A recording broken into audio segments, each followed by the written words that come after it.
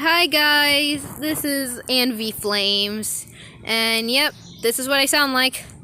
Anyways, I want to thank you guys for the support so far. I know it's not much, but I just want to say thank you first of all. So as a treat, I decided that I wanted to give you guys a presentation of my channel's mascot, Aria Anvee. So yep, let's begin.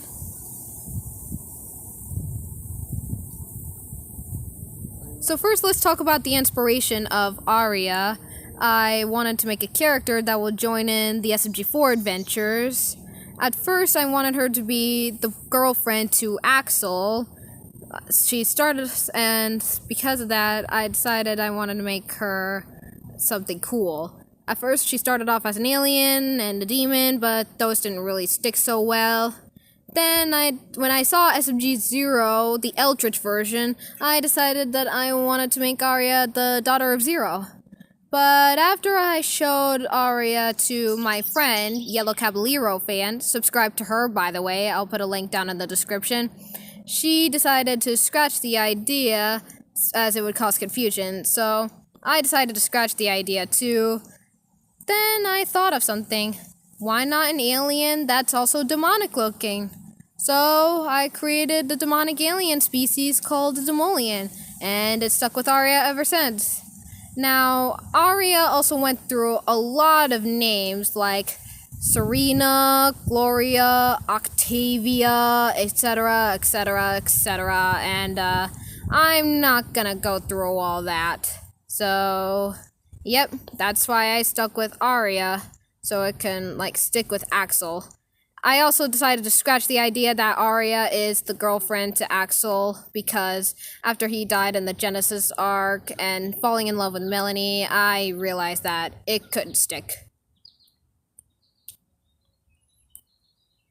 It took me a while to decide on the alien species and the planet she originated from, but then I decided on the name of the species, Demolian, as in demon and alien put together. I also decided that the planet's name could be called Hellora to make a play on the word hell and the place hell. And yeah, it's stuck ever since.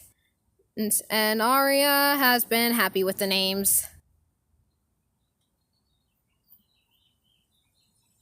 Now, I know some of you guys have watched Aria's origins, but I'm just gonna skim through all of her origins perfectly. Basically, Aria was born on Hellora, and she was pretty happy there.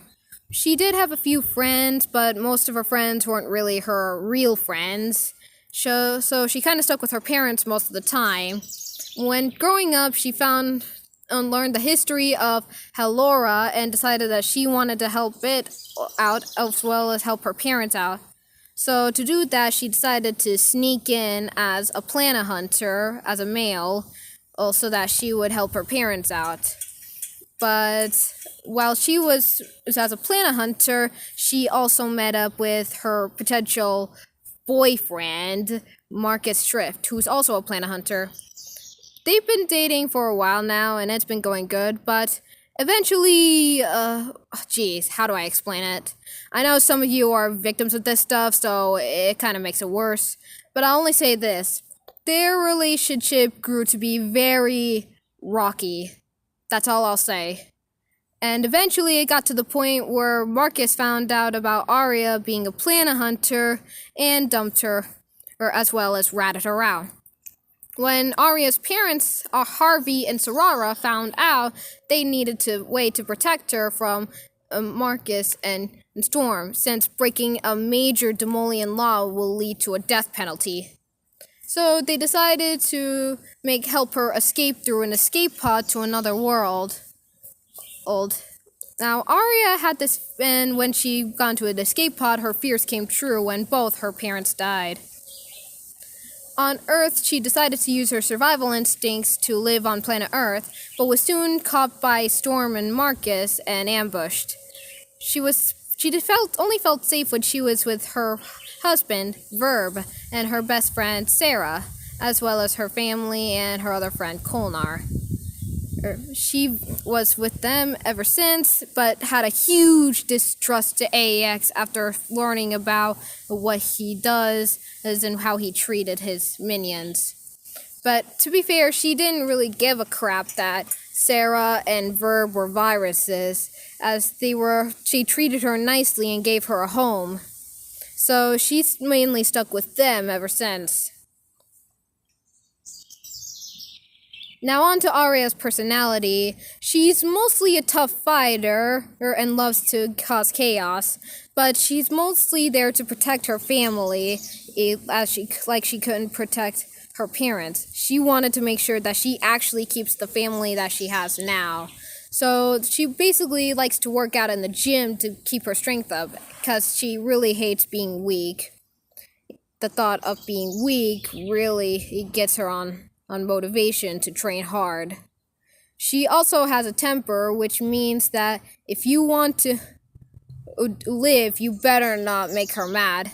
But despite all that, she really has a soft spot for those she trusts, but has a hard time trusting other people ever since it's the events of her escaping Helora, and her treatment from her ex-boyfriend. Yeah, it got really rough for Aria, which is why she mostly sticks with her family most of the time. Now on to her powers. Basically, Aria has pyrokinesis, which means she can shoot fireballs whenever she wants. Her mood depends on how strong her fire gets. When she's normally calm, her flame is a reddish-orange color.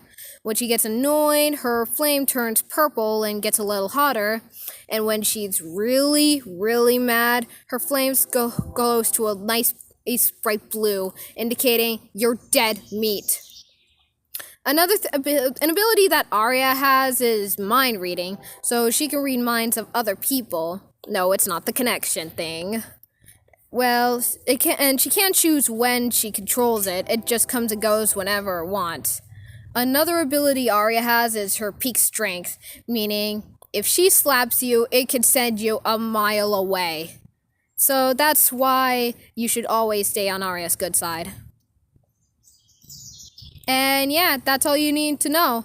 Is there anything you want to say to the audience, Aria? All I have to say is, if you want to live, you better stay on my good side. Otherwise, I'll cook you on a kebab and eat you alive.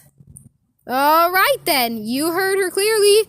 Anyways, if you like this video, be sure to like, comment down on what you thought, and subscribe if you want. Anyways, that's all I'll say right now, so bye!